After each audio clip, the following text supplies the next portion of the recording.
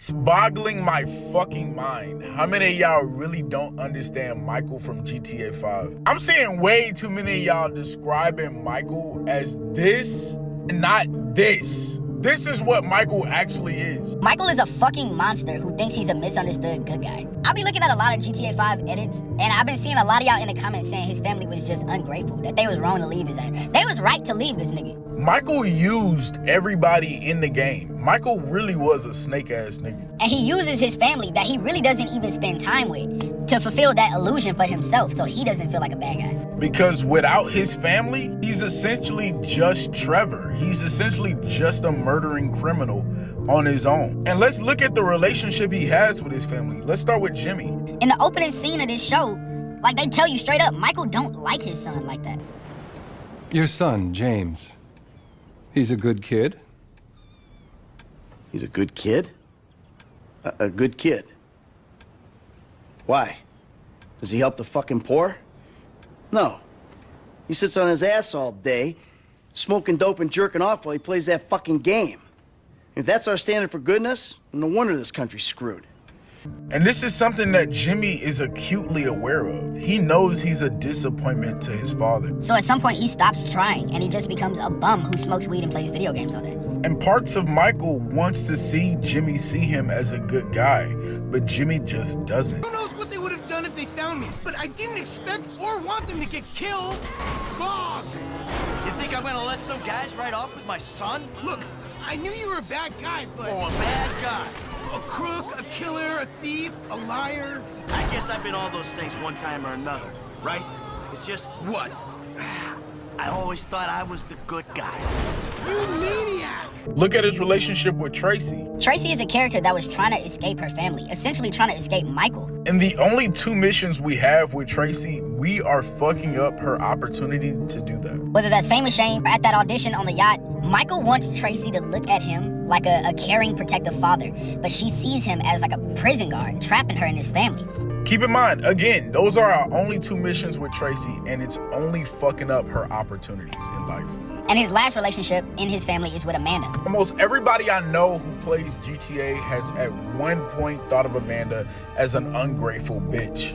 Throughout the game, we see Amanda cheating on Michael multiple times, one with like a yoga instructor and another time with her tennis coach. Amanda is in a relationship where she's the only person who moved forward from the North Yankton incident. Most of the activities we see Amanda do are always healthy. She's juicing, she's playing tennis, she's doing yoga. She's distracting herself from the guilt of taking illegal money and letting a criminal raise her children. But at least she's trying to move forward. Michael can't move forward. He only watches old movies. He's always talking about the old days. When they succeeded with that bank job and they're headed back to Michael's house, it sounds like he just had the most fun of his life. Michael likes being a criminal, and that's the fact of the matter. But he wants his wife to see him as a hardworking man who provided a life for them. Which is true, but it's the way he did.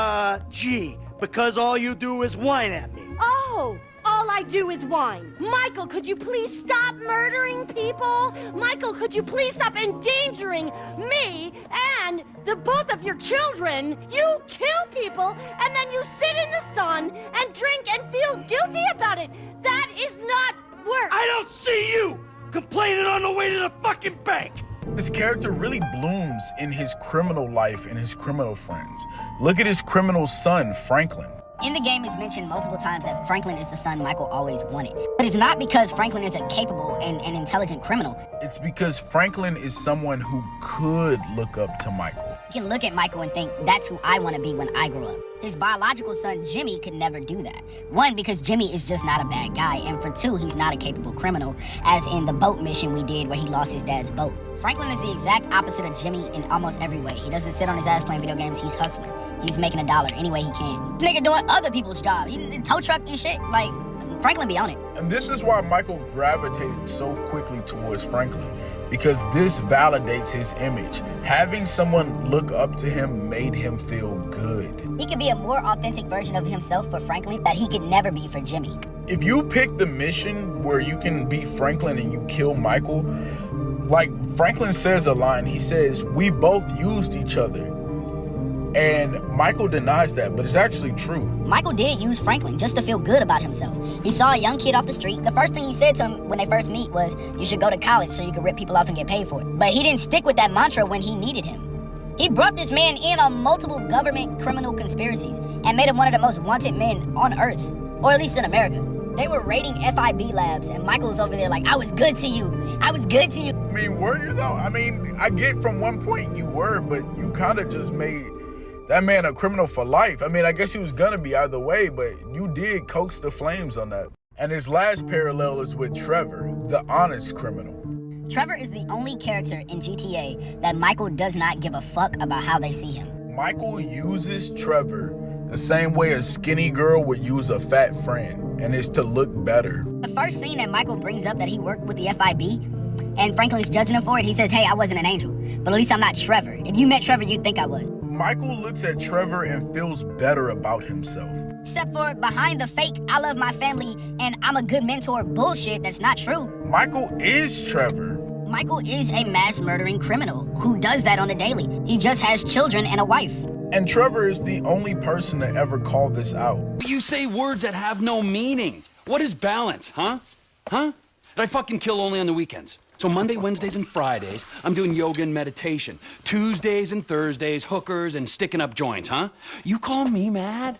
Fuck, compared to you, I'm the sanest motherfucker I know. Yeah, sane. Michael said he loved Franklin as a son, but Trevor's the first person to point out that he really doesn't. I spoke to Franklin. Why? Unlike you, he hears that his homie's having trouble, right? And he has no problem coming to help. So you're ensuring that we lie low. Out here, by calling LS and inviting a known accomplice of ours You know to what? come out here, what, for a little visit? That is so fucking typical of you. So typical. You don't even ask about the trouble. You instantly think about yourself. If it was someone I loved, I would ask, what's the trouble?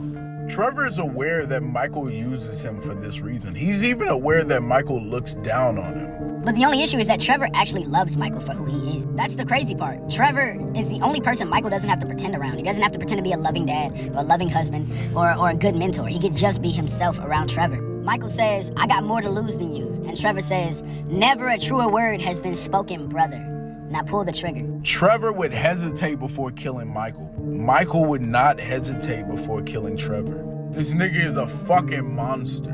Michael's whole arc is just coming to terms with the fact that he is not a good person. You are such a fucking animal, a deranged animal. You fucking ain't right on deranged! How could I not be? I should have had you locked up years ago, you stupid Do it. shit. Do it! I'll put you in the fucking ground with the rest of them. Comment below if y'all agree. Do y'all feel like this take on Michael is accurate or not? Let me know. I'm Sensei Roshi. Much love. I know, I still hate myself. But hey, at least I know the words for it now.